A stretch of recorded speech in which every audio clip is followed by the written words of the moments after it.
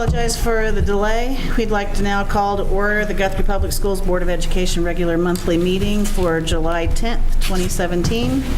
Roll call, please. Salee. Here. Pearson. Here. Pennington. Davis. Here. Watts. Here. Smedley. Here. Bennett Johnson. Here. Madam President, we have a quorum. Please join me in the Pledge of Allegiance. I pledge Allegiance to the flag of the United States of America and to the republic for which it stands, one nation under God, indivisible, with liberty and justice for all.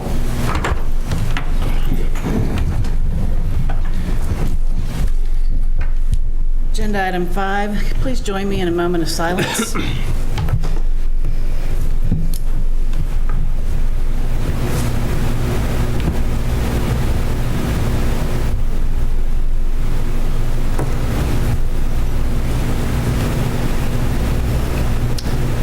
Thank you. Agenda item 6, comments to the board by registered citizens. We have none. Any comments to the board from other board members? Agenda item 7, superintendent's report. First thing I wanted to start with is a bit of a construction update. We gave a fairly extensive one in property committee, and the work at Central is complete. We are going to get some sod for the front of that. That's a part that's separate from the contract. The dirt work is continuing at Charter Oak, not as fast as I would like, but construction never goes as fast as I would like. We've been hampered somewhat by the weather, and hopefully we can get some dry weather and get the dirt moved where we need to. Today, I attended, along with several of our staff, the Engage Oklahoma Conference at Yukon High School. It's put on by the state superintendent. They have various locations throughout the state. Yukon was the closest one to Guthrie, and so that's where I was today. And there were several of our teachers there. So that's and they do that on their own, and very good of them to go enrich their craft in the middle of the summer. We continue to work with the Logan County District Attorney's Office on refining procedures to improve attendance, and the DA's office is planning to have a booth at our centralized enrollment to communicate to families the seriousness of school attendance. So we look forward to that continued partnership there. And the last thing, our carryover balance as of June 30th was $2.4 million. That figure includes the cuts of almost $500,000 that we absorbed this year. Last year, the carryover was $1.97 million. And again, to remember, for every benefit of everyone, the carryover funds are necessary because we do not receive property tax payments until later on in the year. And so that's our operating fund and our cash flow until we can get those local funds in. The key thing here was 2 years ago, it was $2.6 million. So we have, basically this shows that we've weathered the financial storm that was placed in front of us a year ago. And I remember giving the report of where we were going to cut a year ago, and we had a lot of lively discussion about that.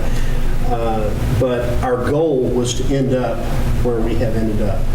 And so going forward, we're going to be very cautious because despite these good numbers, much of the 2018 state budget's built on revenue generators that are facing legal scrutiny.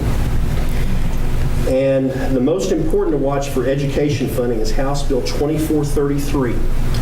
And that bill added 1.25% sales tax to the sale of an automobile. It's expected to generate almost $13 million to support the House Bill 1017 fund. And so the bottom line conclusion to all this is, we're breathing a sigh of relief, but we're approaching the year with caution. Because we have faced this before, and these mid-year cuts are devastating, and we have very little that we can do with a mid-year cut. So, good news, but still cautious. That's my report. Thank you. Agenda item number 8, the consent agenda. All the following items, items listed of routine nature normally approved by the board meetings will be approved by one vote unless any board member desires to have a separate vote on any or all of the items. The consent agenda consists of the discussion, consideration, action on the following items. Does anybody have anything they need to withdraw? Any discussion? Roll call, please. I make a motion that we approve the consent agenda. That would be good. Thank Second. you. Move right along. How about roll call now? Salee. Yes. Pearson. Yes. Davis. Yes. Watts. Yes. Smedley. Yes. Bennett Johnson. Yes. 6 ayes, 0 nays. Consent, or business agenda item, or agenda item number 9, the business agenda. A, recommendation, consideration, and action to approve Ms. Carmen Walters as the authorized official for Guthrie Public Schools to sign any federal claims for reimbursement from the State Department of Education. This is an item that we became a federal requirement a year ago, and so annually we place this on the agenda to give Carmen the authorization from the board to sign off on federal claims. I make a motion we approve Ms. Carmen Walters as the authorized official for GPS to sign any federal claims for reimbursement from the State Department of Education. Second. Any discussion? Roll call, please. Salee. Yes. Pearson. Yes. Davis. Yes. Watts. Yes. Smedley. Yes. Bennett Johnson. Yes. 6 ayes, 0 nays.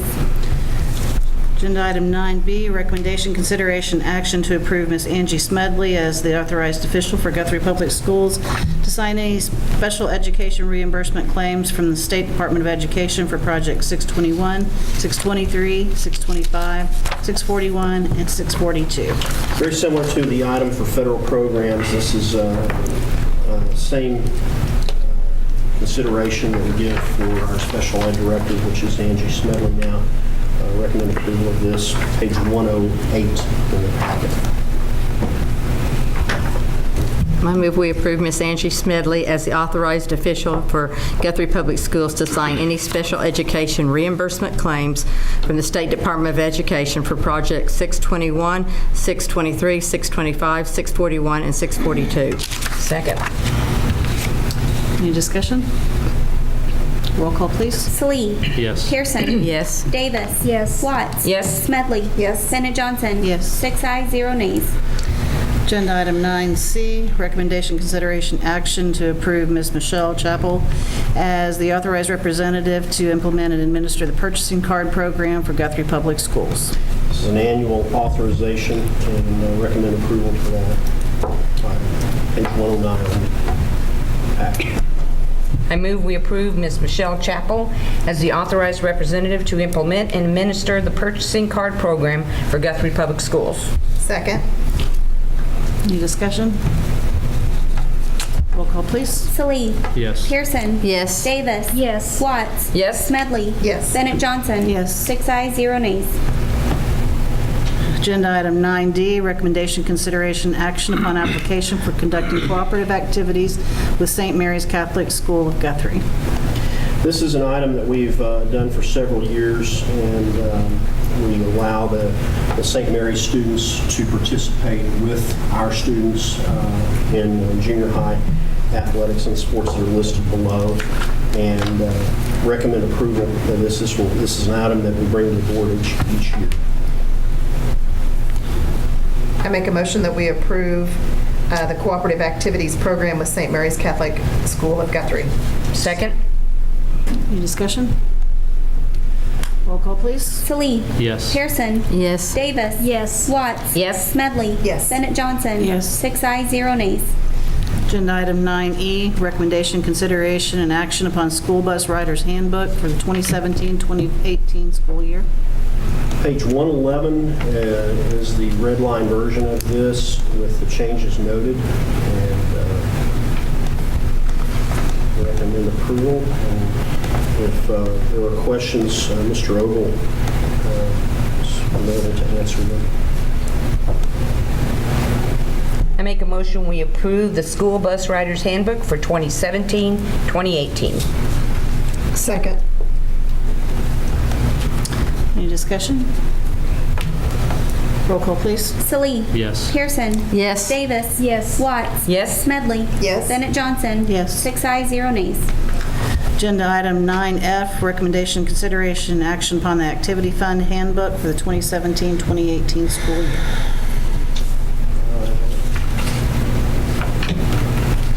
Michelle, we had one change that we were going to make to this, correct?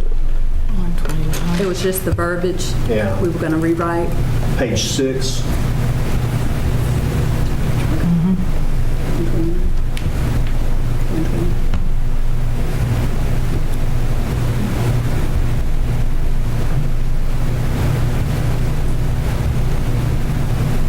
What was the verbiage that you came up with on that? We stated that all receipts should be totaled and reconciled to the currency coins and checks received, and that a farmer's and merchant bank deposit slip will be completed to accompany the money bag and dropped off at the farmer's and merchant's branch at 1800 East Oklahoma Avenue. There's a little bit of verbiage, and this is page 129 of your packet, that we wanted to make a little bit of a change on from what ended up presented to the board. And the rest of it, we are fine with. We caught that a little bit late when it got in your packet. I move we approve the Activity Fund Handbook for 2017-18 with the changes provided by Michelle Chappell. Second? Any discussion? Roll call, please. Oh, sorry. I was just going to say, basically, we're just combining the 2 bullet points. No, that's rewrite the second bullet point. Okay, got it. All right, thank you. And my apologies, one of the things with this board packet, we had such a tight window that it was all hands on deck to get this together, and hindsight, maybe we should have moved the board meeting later, but it is what it is. I think other than this and one other little thing, I think we've got it all in hand. Okay. Roll call, please. Salee. Yes. Pearson. Yes. Davis. Yes. Watts. Yes. Smedley. Yes. Bennett Johnson. Yes. 6 ayes, 0 nays. Agenda item 9G, recommendation, consideration, action upon the junior high school student handbook for the 2017-2018 school year. Page 159 of your packet is the junior high handbook, and I think Mr. Ogle, is there anything you want to talk about on this? No, I think the biggest, well, I guess yes, the question that we had was dealing with the honors classes at the junior high, and we're not taking any rigor away. We went back because of the amount of staff, so we don't overcrowd the classes, and so that was discussed in curriculum. So other than that, that was really the only change that was major in handbook.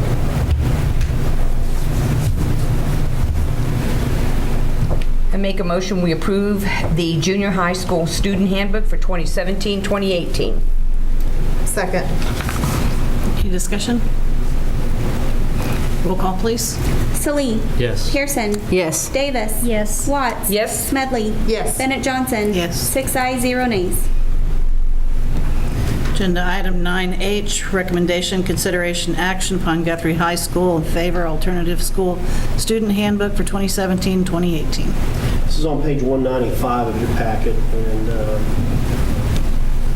similar, Mr. Ogle, Mr. LeGrand are both here if you have any questions. We had robust discussion about these changes in curriculum committee as well.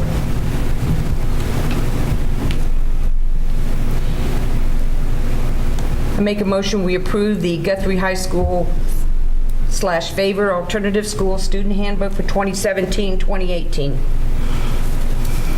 Second. Any discussion? I have a question. I know if it says the third offense, suspension from school for the remainder of the year, is there a reason why we don't call it expulsion anymore? I've been asked this by some parents because they said, for some reason, they want to hear that word expelled. And I've tried to explain to them that it's the same thing for the remainder of the year. But I just wondered when, and if there is a reason why we've changed the terminology. It's been that way for a long time, and my best recollection is you can't truly expel a student any longer because that has an indefinite term to it. Okay. And so there has to be a length of the suspension. Okay. Thank you. And I'm sure that Mr. Moyer could provide a lot more color commentary on that. Yeah. Probably so. I asked, and that's good for me. I have an answer, so thank you. Any other questions or comments? Roll call, please. Salee. Yes. Pearson. Yes. Davis. Yes. Watts. Yes? Smedley. Yes. Bennett Johnson. Yes. 6 ayes, 0 nays. Agenda item 9I, recommendation, consideration, action upon Guthrie High School Course Description Handbook for 2017-2018. Page 225 of your packet, and we had, again, a robust discussion in curriculum committee about this as well. And Mr. LeGrand is here if there are any questions that you have about it.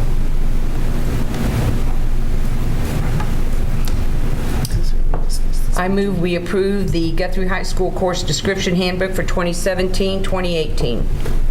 Second.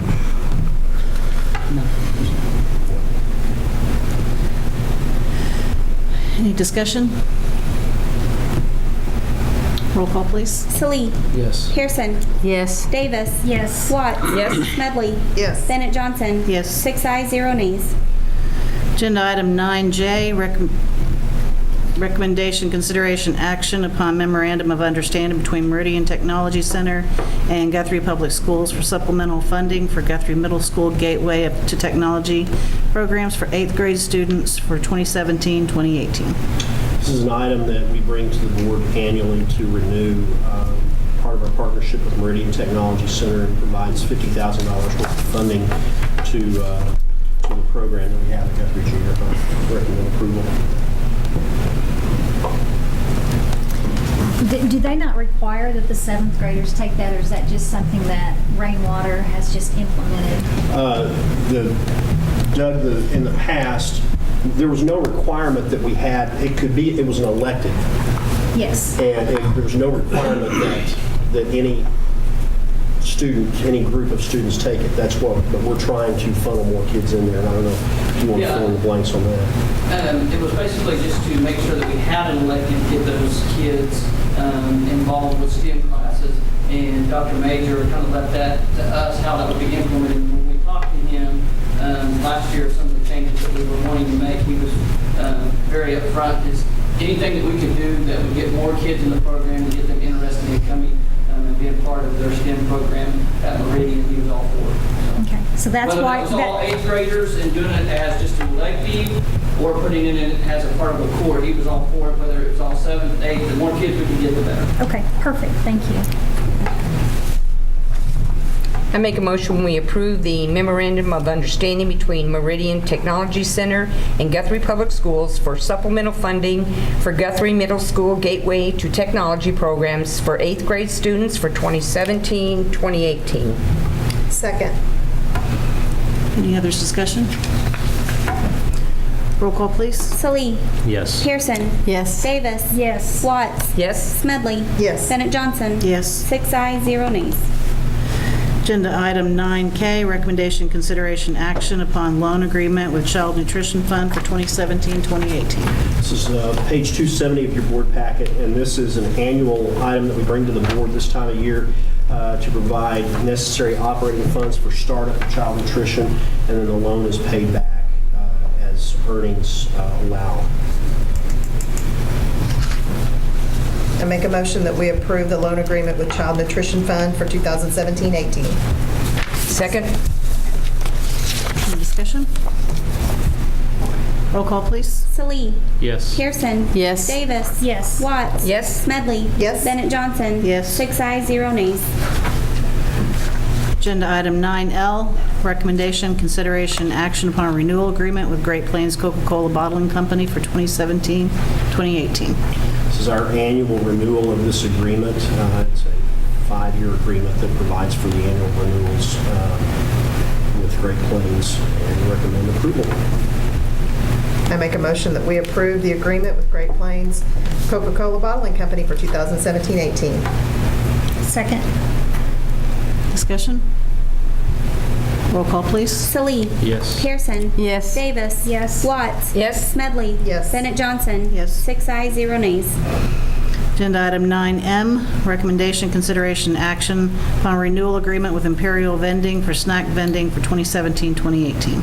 This is the other part of that agreement, and that is with Imperial Vending, which is a subsidiary of Great Plains Coca-Cola. We recommend approval with that as well.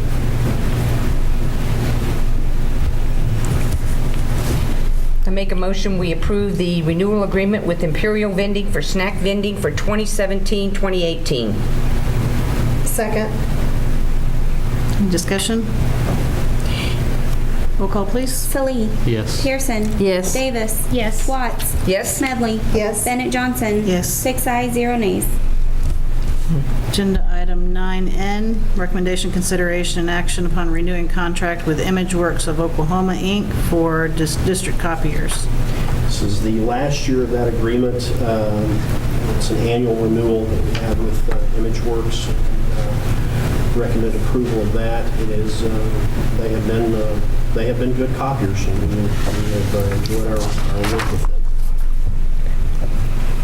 I move renewing the contract with ImageWorks of Oklahoma, Inc. for the district copiers. Second.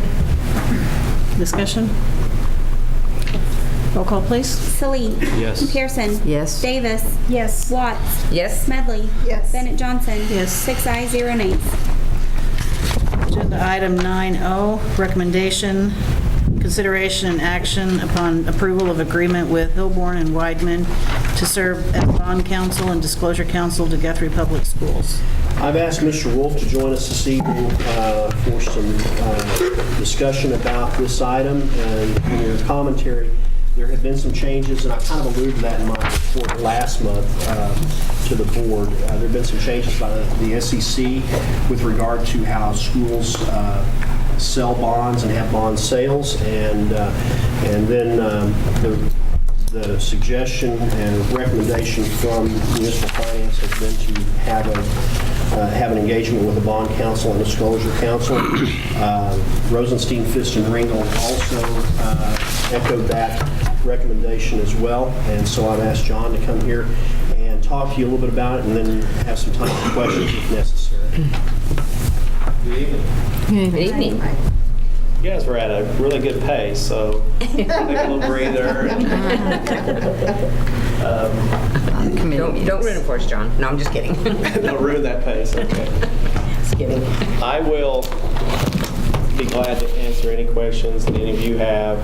The main thing that I wanted to address is, and I have handouts in case we get into any area that you'd want a little more information, but I think the first area I want to go to is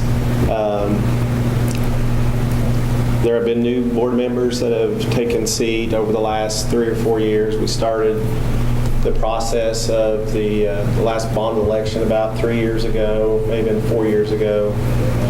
Dr. Simpson. Pardon me? May of 15. 15. Wow, it seems a lot further back than that, but We haven't forgotten.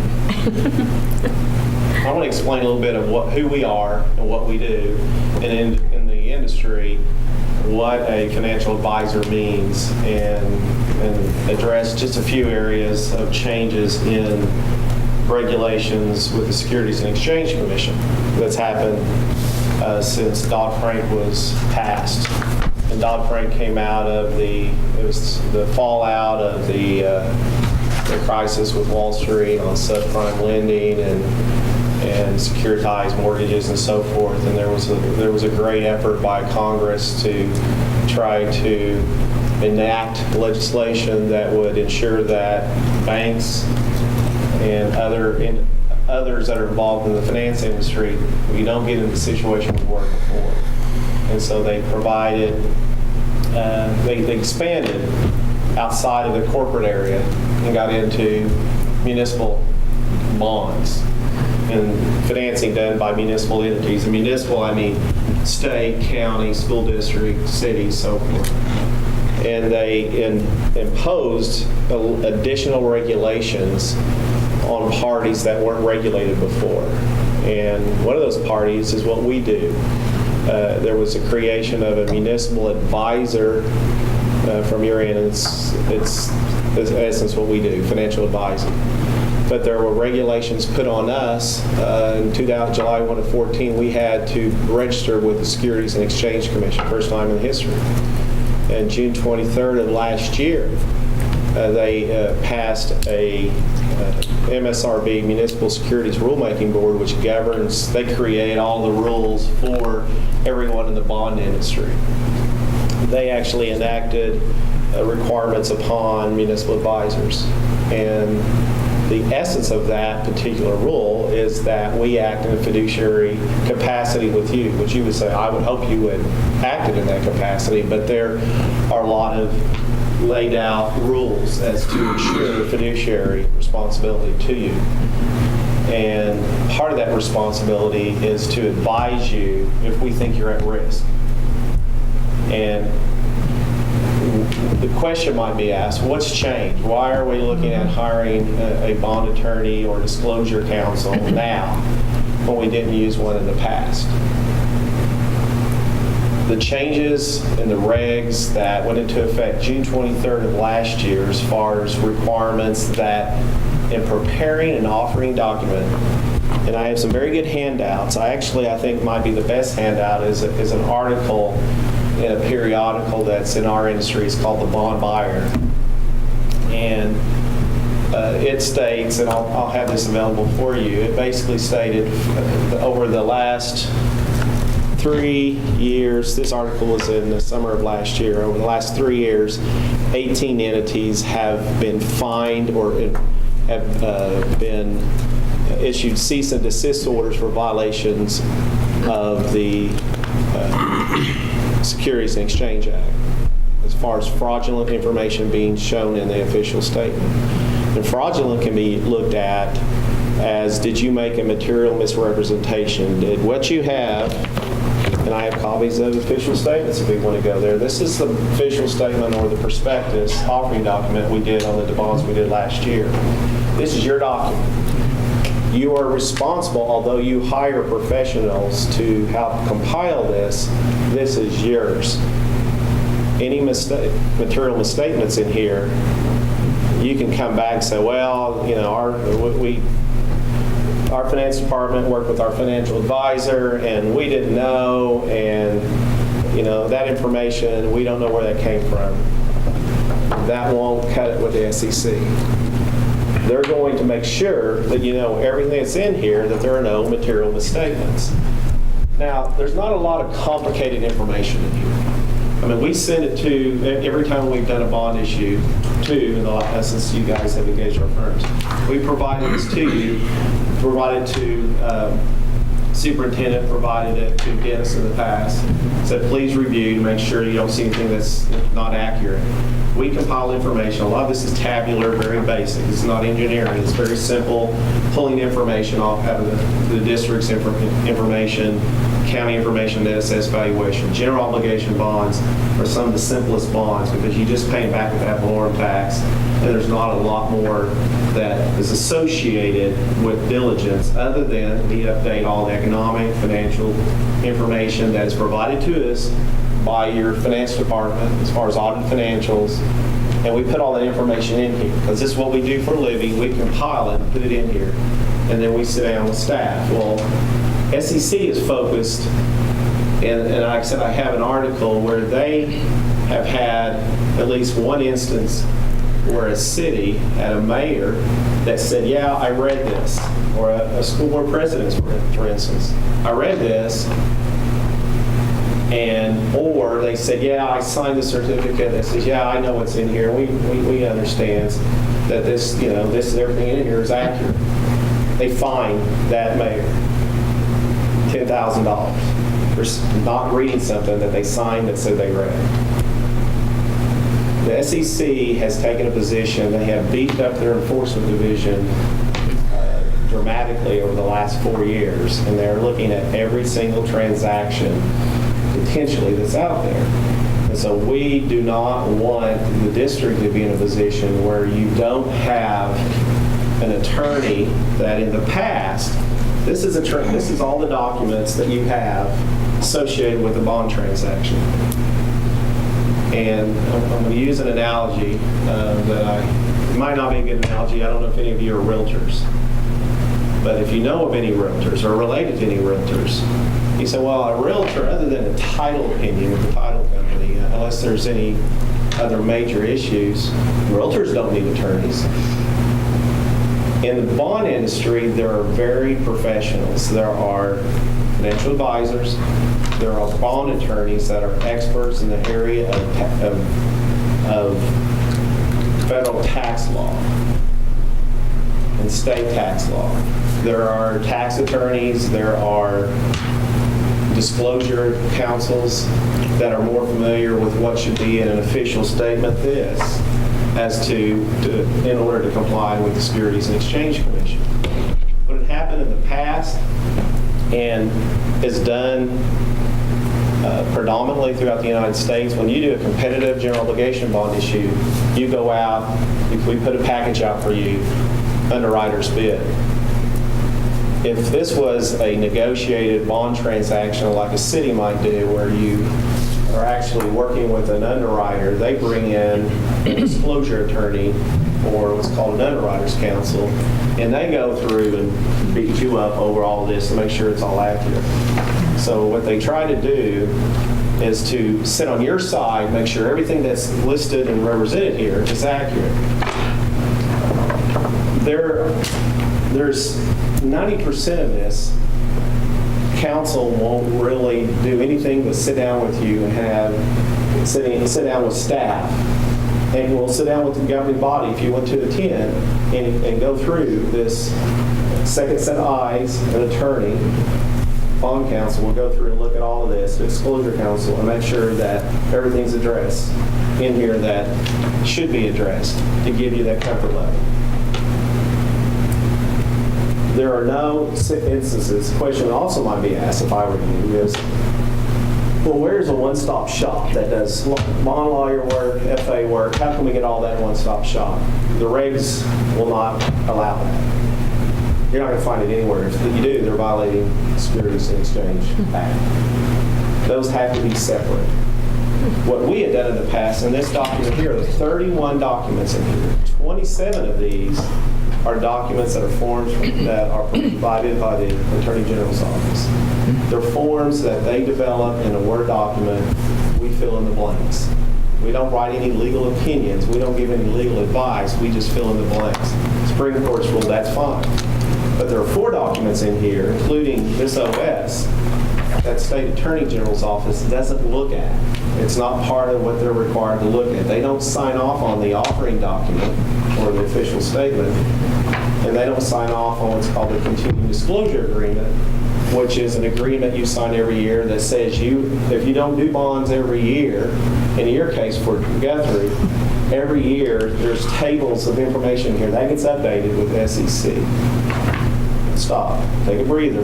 There's a lot of extra requirements that are being made on issuers of debt, county, state, cities, school districts, every level, to make sure that if you're issuing bonds and you have a bondholder that's relying on this, SEC just make sure it's accurate and make sure that anything in regards to securities or federal or state tax laws are complied with.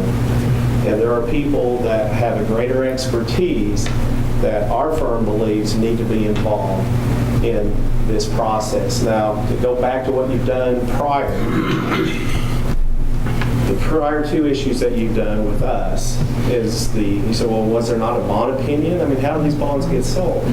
Well, a lot of bonds are issued in Oklahoma and for quite a few years, decades and decades, where the school district actually had the purchaser that bid on the bonds. That purchaser would go out and buy a bond opinion that, and we have that of our history where the bonds were sold, Bank A buys the bonds. Bank A will either call us or they've done business in Oklahoma. They say, well, I want to get a bond opinion from a bond counsel just to say that it's tax exempt.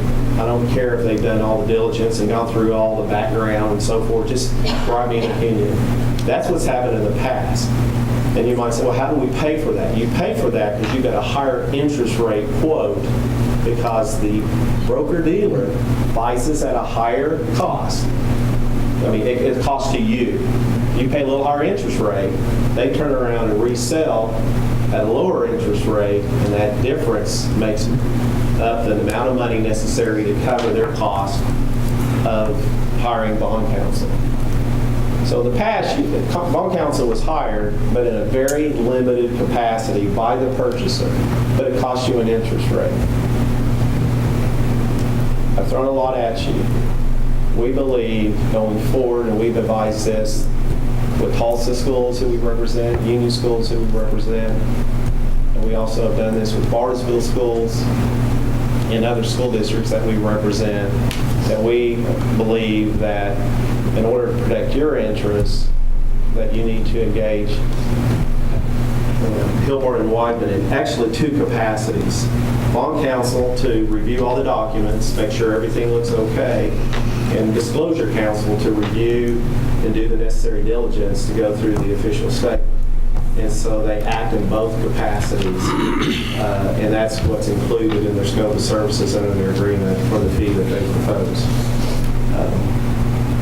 They have done other disclosure services separately, and where they're actually already bond counsel for Tulsa schools and Tulsa Union schools, and they were engaged, and those fees were anywhere between were $10,000 to $12,500. They said they would do both services for $10,000. Knowing that this is a small issue, you're a small district, but that's the minimal level of effort that they're going to have to do, and they're going to have exposure, so they want to. So this isn't to scare, it's just to properly prepare you. It's incumbent upon us as acting as your fiduciary that you actually be told that we believe that counsel needs to be involved, not on the back end if the purchaser buys the bonds, but on the front end. I'll stop and be glad to answer any questions. Like I said, I have information that I can pass out. Or one thing I'll mention, I shared in committee, and John and I talked at length today as well about this item, but as soon as John called me and talked to me about this, I called Eric Nelson, Rosenstein, and they concurred with the recommendation. And when I spoke to him about the fees, he said that is a very economical fee for what they are doing. But Rosenstein does not do this. This is outside of their scope of the practice of that firm. So but they are familiar with this firm, and they have worked with this firm on similar issues. And we have how many more? Two more issues? How many more issues? One more issue? Okay, and then where does the $10,000 come from to pay them? it comes out of the actual proceeds of the bonds. So as you pay us out the proceeds, you would pay them out the proceeds. And did you say SEC requirements, you cannot have counsel with your firm?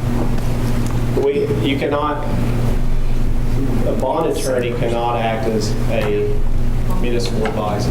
It's SEC regulations. So you can't have the same individual acting in both roles. And it's to protect your interests because you hire us from a financial perspective, and then you hire bond counsel to ensure that everything you represent in your documents, that you represent in your official statement, that the bonds are tax exempt, which is key, and that the bonds comply with state law as far as state tax exemption, and comply with state law as far as the requirement on issuing GO bonds in Oklahoma, because there's specific state law requirements on how you do geo bonds.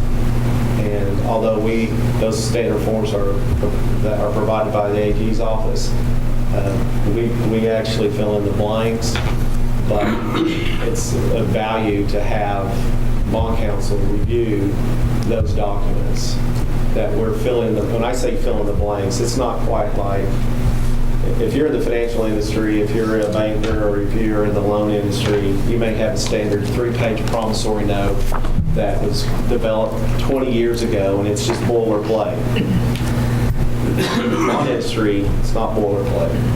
You have to have these professionals involved to ensure and protect your interests in the bonds that are sold, that they're going to be in compliance with federal tax law, that they're not going to lose the tax exemption, and also they're in compliance with SEC regulations.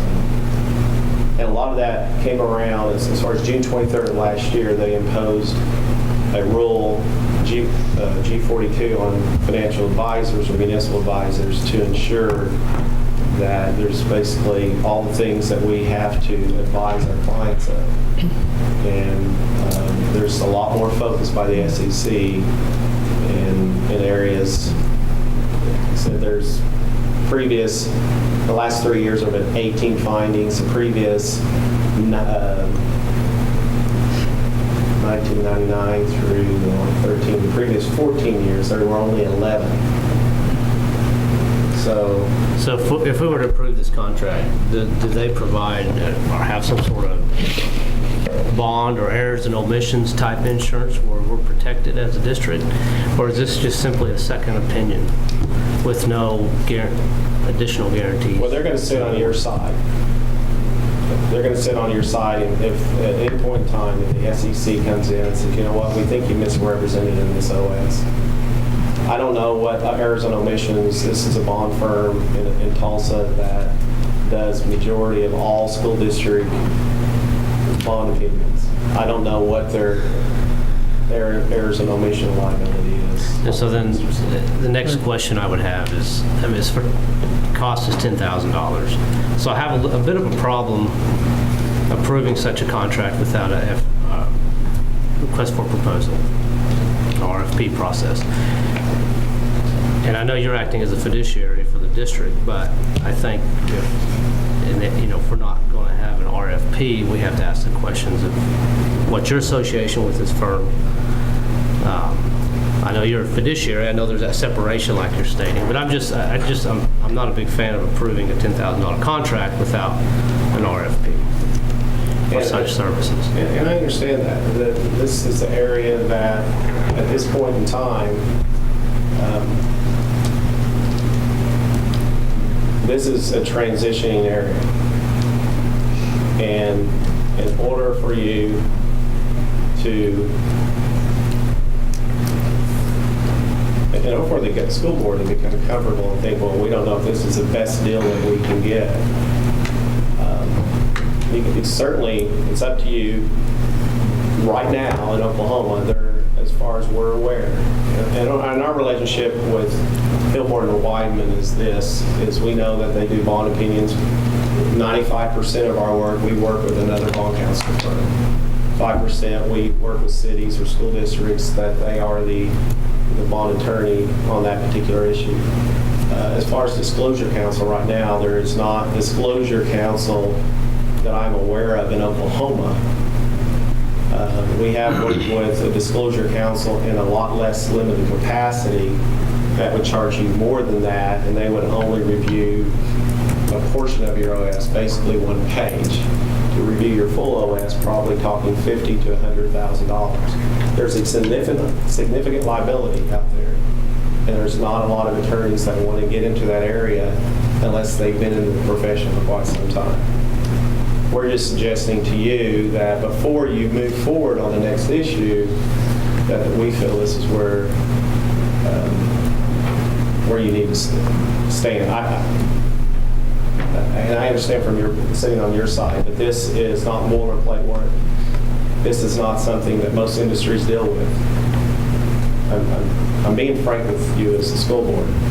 This is an area that is beyond probably what you're used to working with. you deal with engineers, you deal with federal dollars, this is an area that's highly regulated.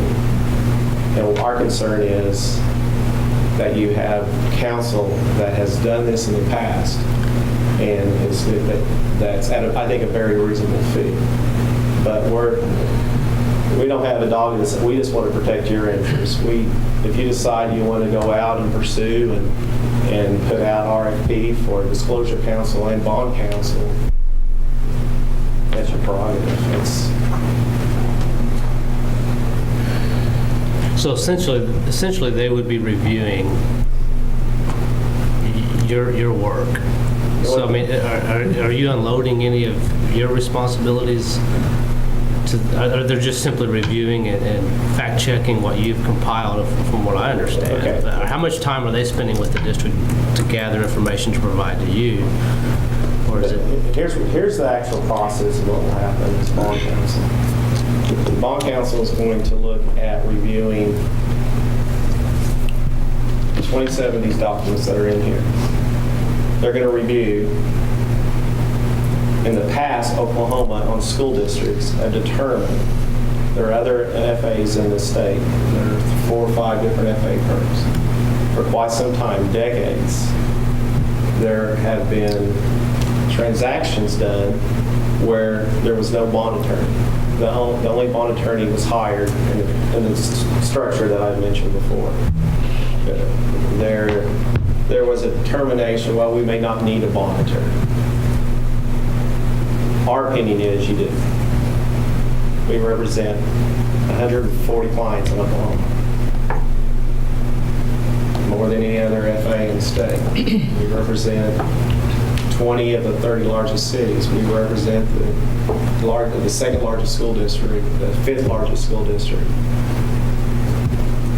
And our concern is that as we prepared these documents in the past, is that there are 2 more documents, continuing disclosure agreement that I mentioned earlier. And there's also a new reg that's come out by the Internal Revenue Service on pricing that a bond attorney has to sign off on. There are new regs happening all the time. And that just went into effect in June, that we're acting as your fiduciary, but acting as a professional that's worked with you for 3 years. As we don't feel that you can move forward without these professionals, and they're going to review our work. They're going to review and possibly rewrite the continuing disclosure agreement. I don't think they will, but they're going to look at the continuing disclosure agreement, which is supposed to be prepared by bond counsel. What we've done in the past is taken one that another bond attorney, where a school district hired that bond attorney to prepare. We took that document and used that. And so we've done all of that in order to keep at the level of your issuance expense. We just got to a point to where we want an attorney reviewing your continuing disclosure agreement to address the new requirements of pricing on bonds, where underwriters actually buy your bonds and they resell, and they have to give an interest rate number to the Internal Revenue Service.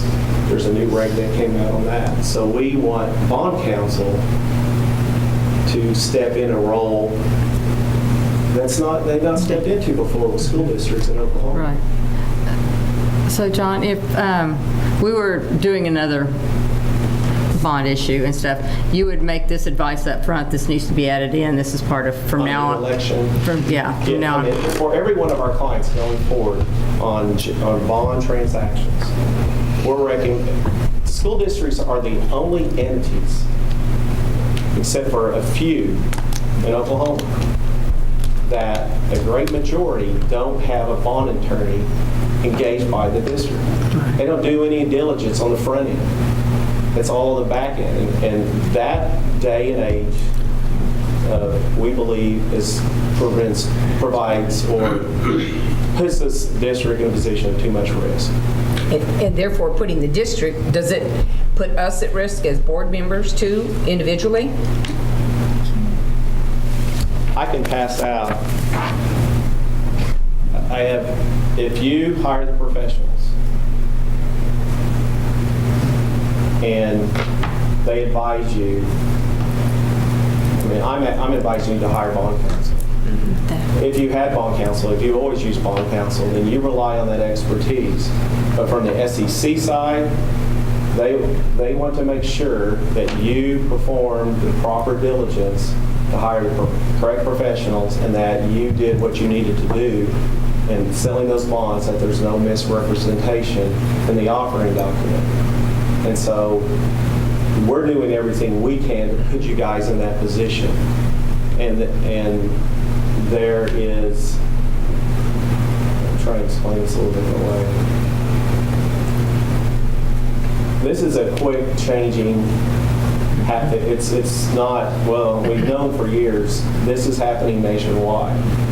And everyone in our industry, the brokers that buy your bonds, the bond attorneys that review your bonds, the tax attorneys, the disclosure counsels, and us, we're all maneuvering, trying to figure out what do we need to do and how do we protect the interests of our client. Here's the thing. Municipal advisor, we're registered with the SEC. We had to take an exam. We've all taken our exam. We all passed the exam. So we're all registered. We have a fiduciary relationship with you. All the other professionals do not have to have a sole professional or fiduciary duty with you. None of the other, the buyer of the bonds, bond attorneys, attorneys can have an equal interest in both who's buying the bonds and who's selling you. We have no interest, and so because of this fiduciary standard, we have to meet all these requirements, and one of those is to advise our client when we believe that if there are any other professionals that need to be involved in order so that you can be represented. That's what we do. That doesn't answer Mr. Slee's question as to why don't we go out and just and look and see what's out there, and maybe we can find a better deal. And if we don't, or we let those parties bid, I can't tell you if you were to put that out for an RFP, what kind of response you would get. I will tell you right now, as far as I'm aware, there are no other attorneys acting as disclosure counsel in the state of Oklahoma.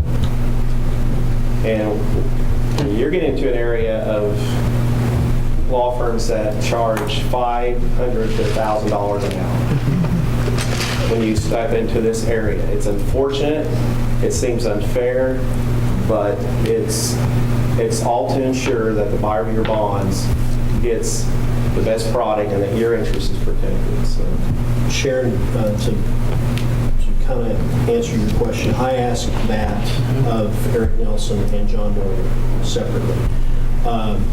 They are of the opinion that a fine levied by the SEC could be levied personally to a board member. And also, Travis, to your point, I'm concerned as well because I know the tenor of this board, I know the tenor of this district, and I guess the greatest concern, besides the personal liability of the board members and the liability of the district, and obviously I have an obligation to share that with you as well as a superintendent. But the other part of this is timeline. We're already pushing back funding of the bond sale somewhat, and I would assume that an RFP would push it back even further on, and that's why the first question I asked Eric when I determined that they did agree there was a need was the reputation of this firm and the relationship that our attorneys have with this firm as well. And because I wanted that to be present so that if there is something, a problem down the line, we have. No, I mean, I hope Mr. Wolf didn't take offense to my comments, because I have a great deal of respect for you. And you, as you discussed your fiduciary responsibility to us, I can't help but state we have a fiduciary duty to the district. So to have an RFP process, if professional services, we're not required by board policy, but we also have a fiduciary responsibility to the community. So that's why I get concerned and why I would prefer to have had more time to maybe have that discussion, and rather than this late moment, middle of the summer, before we realize suddenly, oh, we got an emergency, we need to do something. But I wasn't challenging you or your relationship. I'm just, as a board member, my fiduciary responsibility is to ask, what is your relationship with this firm? Why are we not putting this out there for our RFP process? Yeah, so I mean, I'm just trying to ask the question that should be obvious. I try to address if I was sitting on your side, what you would be asking. Mr. Slee, I would ask that. I'd say, here, this is of all the things that we do. And when I mentioned, this is an area, I hope it didn't come across that it's so sophisticated that I wanted to come across that it's an area of regulation that is getting more attention as far as compliance in areas of fines and cease and desist. And the cease and desist order, I think you might probably understand what that is. It means you're going to cease issuing any more bonds until you comply with what you may have screwed up on, or you cannot issue any more bonds going forward. That's how serious this is. Yeah. I don't know of any other areas outside of what's going on with funding from the state level of as serious as this. If you were to lose that ability to issue debt in the future, you saw what it was like going years after year and how it's repaired. But on the other side, I'm not here to say we got to hurry and do this and pressure is on to do this. I will state this because acting as your fiduciary or acting in that capacity, if you go out and you seek RFPs for the council and you come back and there are more, and if I don't know if Kilbourne Whiteman will actually propose, I assume they probably would, but if they don't propose and they decide not to do service with you and you can't find disclosure counsel, we won't work with you as financial advisor if you don't have bond counsel and disclosure counsel. That's how important it is to you guys. And so it's fair to state, based on what I've heard, that you're not aware of any other major law firm doing this kind of work in the state of Oklahoma. Not in Oklahoma that's providing this. Doesn't mean there won't be some that won't over the years to come. This is new. It's only about a year out. Now we ask other firms, like there's tax law firms. There's an office in Oklahoma City, QTAC Rock, tax lawyers that do deals in Oklahoma, do deals in New York, do it all over. We asked that tax lawyer that we work with on other transactions about, this tax lawyer we worked with on Stillwater when they did their power plant a few years ago. We worked on that transaction. Hey, would you be interested? Because we checked around. We wanted to have 2 or 3 or 4 so we could recommend those to our clients. And that particular attorney said, just the time, the exposure, and the fee would not be reasonable for our clients. And we had other attorneys charge $500 to $900 an hour, and they only looked at one section, the beginning disclosure section. And so we felt this was a reasonable fee, and we wish we had I wish we had not had more time. And you may have all the time that you decide it's relevant here. So I'm rambling. I want to answer questions. Thank you. Can we get the additional information about the errors and omissions type situation? They would provide, if they have that, if their liability is in that capacity, if something should come up? Certainly I can ask for that and see where their level of liability insurance is. Absolutely. Yeah, it's not an issue at all. I just don't know what it would be, right, or what the dollar amount, but they have, they write tax exempt opinions, every week. So we can certainly check with it. So are you saying, moving forward from now on, we will have a bond financial advisor, and then we have to seek separate bond counsel.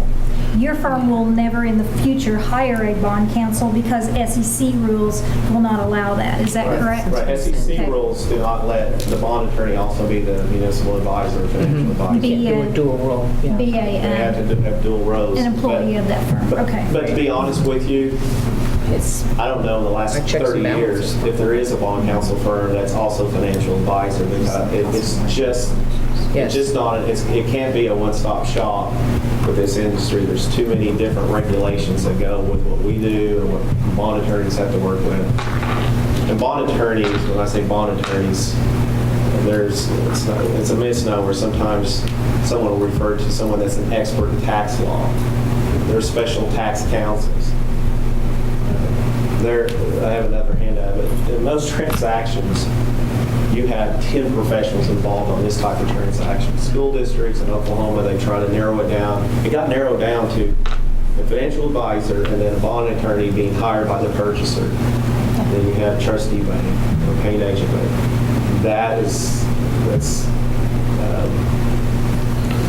We believe that day is gone. Do you believe that this would get us more favorable interest rates on our bond sales? I will tell you that because you're paying for the fee out of your bonds proceeds, it's $10,000 that you can only use in on facilities, that you will automatically have a lower interest rate. I can't tell you it will be lower because the underwriter will not have to pay for that bond opinion, and therefore they'll charge you a lesser interest rate. It may only be, it'll be reflective in total interest over time, what it took to pay for the opinion. And I don't know what they paid for your $11 million, but I think they probably paid the purchaser $6,000 to $7,000 for that opinion. And that was just for a quick and dirty, we looked at the transcript, we got this, we looked at it, and we didn't prepare anything, and here's our opinion, and they get that. SEC is just now learning about how this all works, because this is an area they haven't been focused on until here recently. They were all in the corporate side. They weren't really focused because you're not required. You are not under the 33 and 34 Securities Acts. You're not required to.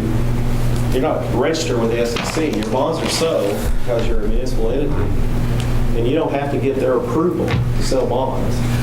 And so the industry, the SEC believed the industry was kind of running rampant, and they said, well, we've got to create all these rules. There's now like 49 rules that have been created here in the last decade. So we're going to have to monitor municipalities. And so they've had nothing to do for so long.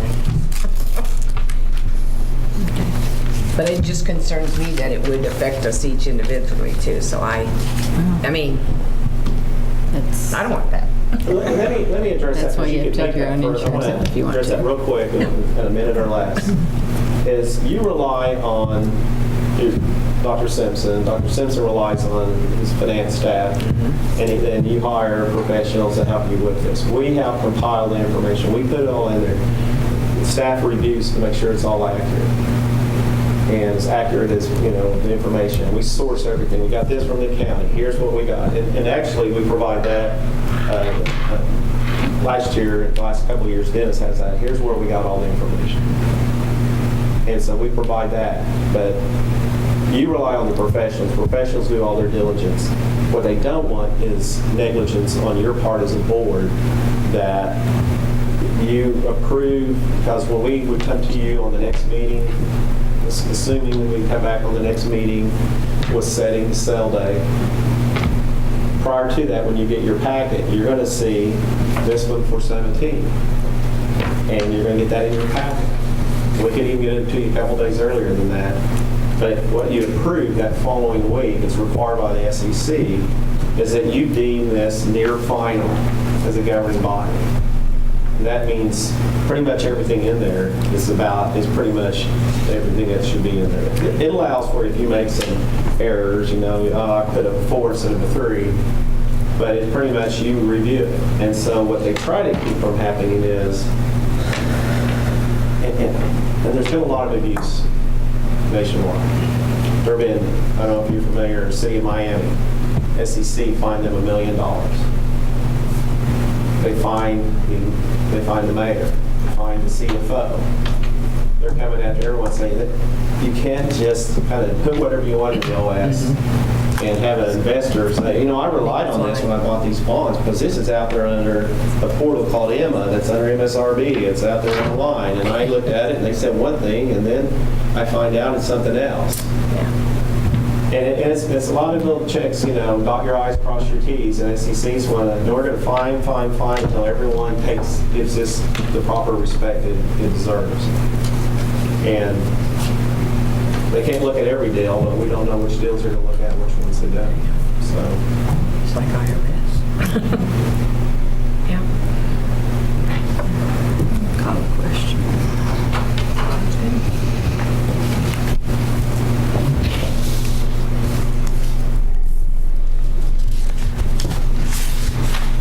I make a motion, I'm sorry, you do?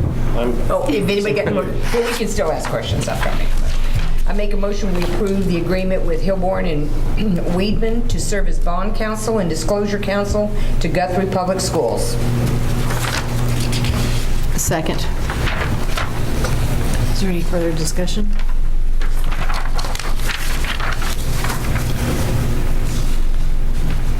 Roll call, please. Celine. Yes. Pearson. Yes. Davis. Yes. Watts. Yes? Smedley. Yes. Bennett Johnson. Yes. 6 ayes, 0 nays. Agenda item 10, proposed executive session for the purpose of discussing employment of personnel, FMLA request, resignation and separation from employment, and transfer of position requests, all is set out on the personnel reports. Extra duty assignments is listed for 2017-2018, support personnel handbook for 2017-2018, administrator's handbook and salary schedule for 2017-2018, and teacher negotiations for 2017-2018, disclosure of which information would violate the confidentiality requirements of the state and/or federal law, all pursuant to 25 Oklahoma statute section 307B 1, 2, and 7. I move we go into an executive session. Second. Roll call, please. Celine. Yes. Pearson. Yes. Davis. Yes. Watts. Yes? Smedley. Yes. Bennett Johnson. Yes. 6 ayes, 0 nays. Okay, this will acknowledge the board's return to open session. Only the items in agenda item number 10 were discussed in executive session and no votes were taken. This shall constitute the executive session minutes. Agenda item 11, vote on action as set out by the personnel reports.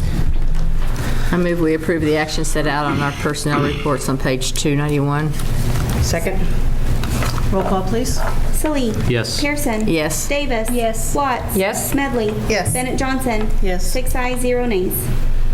Agenda item number 12, recommendation, consideration, and action for statutory waiver deregulation, which allows Ms. Nika Henry to be employed as library media specialist at Guthrie Junior High School. This is a requirement by the State Department of Education for deregulation. She has teacher certification and is pursuing the library media specialist, and this is a required board action in order to be in compliance with the State Department accreditation. I make a motion that we approve the statutory waiver deregulation, which allows Ms. Nika Henry to be employed as the library media specialist at Guthrie Junior High School. Second. Second? Roll call, please. Celine. Yes. Pearson. Yes. Davis. Yes. Watts. Yes? Smedley. Yes. Bennett Johnson. Yes. 6 ayes, 0 nays. Agenda item 13, action upon recommendation of extra duty assignments as listed in 2017-2018. Or 27-2018. I make a motion that we approve the extra duty assignments as listed for 2017-18. Second.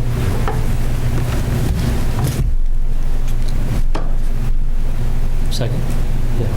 Oh, roll call, please. Celine. Yes. Pearson. Yes. Davis. Yes. Watts. Yes? Smedley. Yes. Bennett Johnson. Yes. 6 ayes, 0 nays. Agenda item 14, recommendation, consideration, and action upon support personnel handbook for the 2017-2018. I move we approve the support personnel handbook for 2017-18. Second. Roll call, please. Salee. Yes. Pearson. Yes. Davis. Yes. Watts. Yes. Smedley. Yes. Bennett Johnson. Yes. 6 ayes, 0 nays. Agenda item 15, recommendation, consideration, and action upon administrator's handbook and salary schedule, not including the superintendent, for 2017-2018. I move we approve the administrator's handbook and salary schedule, not including the superintendent for 2017-2018. Second? Roll call, please. Salee. Yes. Pearson. Yes. Davis. Yes. Watts. Yes. Smedley. Yes. Bennett Johnson. Yes. 6 ayes, 0 nays. Agenda item number 16, recommendation, consideration, action to accept any resignations offered since the posting of the agenda. I have one resignation for your consideration. Fourth grade teacher at Yes, Charlie Brown. Recommend that you accept this resignation.